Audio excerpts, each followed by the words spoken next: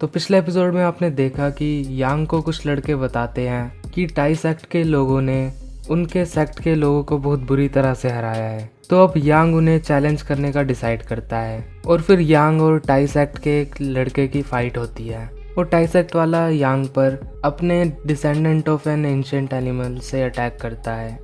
अब आगे एपिसोड की शुरुआत में यांग एक अटैक करता है और उसके एंशिएंट एनिमल को आसानी से रोक लेता है। यांग के साथ वाला बंदा कहता है बहुत अच्छे ये यांग, और टाई सेक्ट वाला बंदा कहता है तो यहाँ पर कोई इंटरेस्टिंग भी है। यांग कहता है the descendant of N ancient animal, ये मेरे मार्शल ब्रदर्स को नरिश करने के काम आएगा जिन्हें कि तुमने चोट पहुंचाई है। और फिर तभी टाई सेक्ट वाला बंदा पावर अप करने लगता है और उसके आसपास की चीजें फ्रीज होने लगती है और वो एकदम से यांग पर अपने पावर के साथ अटैक करता है, लेकिन यांग वहां से गायब होकर उसके पीछे आ जाता है। वो दोबारा से यांग पर अपनी पावर के साथ अटैक करता है, लेकिन इस बार यांग एक पंच में ही उसे हरा देता है। और जब वो उसका एंशिएंट एनिमल लेकर जा रहे होते हैं तभी एक लड़की पीछे से आती है और कहती है रुक जाओ, क्या तुम मेरा चैलेंज एक्सेप्ट करने की हिम्मत कर सकते हो? यांग कहता है मैं इंटरेस्टेड नहीं हूँ। और क्विंगलैन भी वहाँ पर आ जाती है और वो दोनों वहाँ से जाने लगते हैं। तभी वो लड़की कहती है तो इस तरह फेजियान सेक्ट के लोग दूसरों को ट्रीट करते हैं, तुम मेरे से लड़ने की हिम्मत क्यों नहीं कर रहे? क्या तुम हारने से डर रहे हो? यांग कहता है मैं तुम्हारा चैलेंज एक्सेप्ट करता हूँ, लेकिन मैंने सुना है कि तुम्हारे पास मैजिक पावर ऑफ पेंग है, क्या तुम बेट लगाना चाहोगी? वो लड़की कहती है ठीक है, अगर तुम हारे तो तुम व्हाइट टाइगर को अपने ऊपर राइड करने दोगे, वो भी पूरे फेजियान सेक्ट में। यांग कहता है ठीक है, और फिर वो दोनों फाइट के लिए एक दूसरे के आमने सामने खड़े होते हैं। वो लड़की अपनी पावर बढ़ाती है और अपने पंख निकाल लेती है। उसके विंग्स देखकर यांग हैरान हो जाता है और वो बहुत तेजी से यांग के पीछे आ जाती है और उस पर अटैक कर देती है।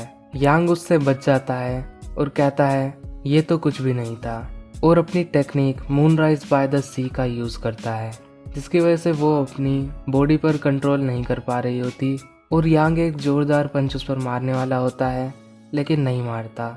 और वो लड़की कहती है इतना क्रूअल होने की क्या जरूरत थी, मैं सरेंडर करती हूँ। यांग कहता है well thank you magic power of Peng के लिए, और वो उसे मैजिक पावर ऑफ पेंग दे देती है।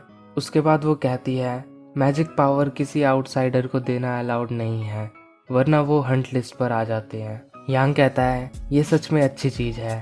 तभी एक लड़की वहाँ आती है और कहती है नॉर्दर्न सी, वहाँ पर एक बड़ी मछली थी जिसका नाम था कुन। कुन बहुत बड़ी थी, हजारों मीलों लंबी। वो एक बर्ड में बदल गई और उसका नाम पड़ा पेंग। पेंग की बैक हजारों मीलों लंबी थी। जब वो उड़ती थी तो उसके पंख बादलों की तरह आसमान में दिखते थे। और फिर यांग को दिखाया जाता है जो कि उस मैजिक पावर ऑफ पेंग को एब्जॉर्ब कर रहा होता है। और उसके बाद वो कहता है ये तो कमाल की पावर है। और वो लड़की उसे अपना इंट्रोडक्शन देती है और कहती है मेरा नाम है बाई जिलान, मैं इनकी एल्डेस्ट सिस्टर हूँ। हमारे टाई सेक्ट के पास भी कुन और पेंग से सिमिलर एक पावर है, क्या तुम मेरे साथ टाई सेक्ट चलना चाहोगे? क्विंगलैन कहती है क्या तुम हमारे आदमी को चुराना चाहती हो? यांग कहता है सच में? तो तुम वापस जाकर मेरे लिए वो ले क्यों नहीं आती? वो लड़की कहती है तुम तो काफ़ी फ़नी हो। और वो वहाँ से चले आती है और जो बाकी दो लोग होते हैं वो भी वहाँ से जाने लगते हैं। और जब सब वापस चले आते हैं उसके बाद यांग भी जाता है वापस डेल्यू हेवन में। यांग कहता है मैं नहीं जानता कि ये मैजिक कितना पावरफुल है, और वो अपनी नई मैजिक पावर को टेस्ट करने के लिए सामने एक अटैक करता है और उस अटैक से बहुत बड़ा डैमेज होता है। और यांग कहता है कि ये हेलपैथेटिक थंडर से कमज़ोर नहीं होगी बल्कि ज़्यादा ही स्ट्रांग होगी। तभी पीछे से उसकी मास्टर आ जाती है और कहती है ओए लड़के, तुमने ज़्यादातर डेल्यू हेवन तबाह कर दिया है, मैं तुम्हें मार दूंगी। यांग वहाँ से भागने लगता है अपने उसी बर्ड में उड़कर, लेकिन उसकी मास्टर उसे आसानी से रोक लेती है और कहती है तुम भाग नहीं सकते, और उसे पकड़ लेती है।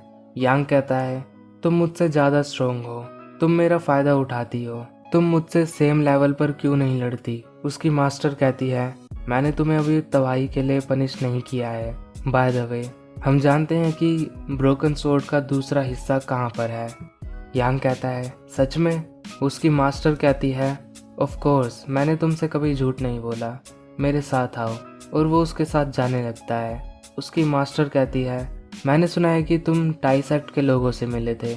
यांग कहता है, मेरी गलती नहीं है, उन्होंने ही ये सब शुरू किया था। उसकी मास्टर कहती है, वो पहले वाले फेजियान सेक्ट के साथ ऐसा करने की हिम्मत भी नहीं करते। यांग कहता है, क्या हम सच में इतने पावरफुल थे? उसकी मास्टर कहती है, हम सबसे स्ट्रॉन्ग इमोर्टल सेक्ट हुआ करते थे।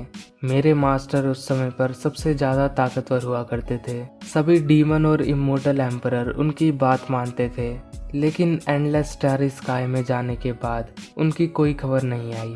वो हमें काफ़ी मुश्किलों में छोड़कर चले गए। हमारे फेजियन सेक्ट में टैलेंट की कमी है और इसे बचाने के लिए हमें स्ट्रॉन्ग आदमी की ज़रूरत है। मुझे आशा है कि तुम वो बन सकते हो।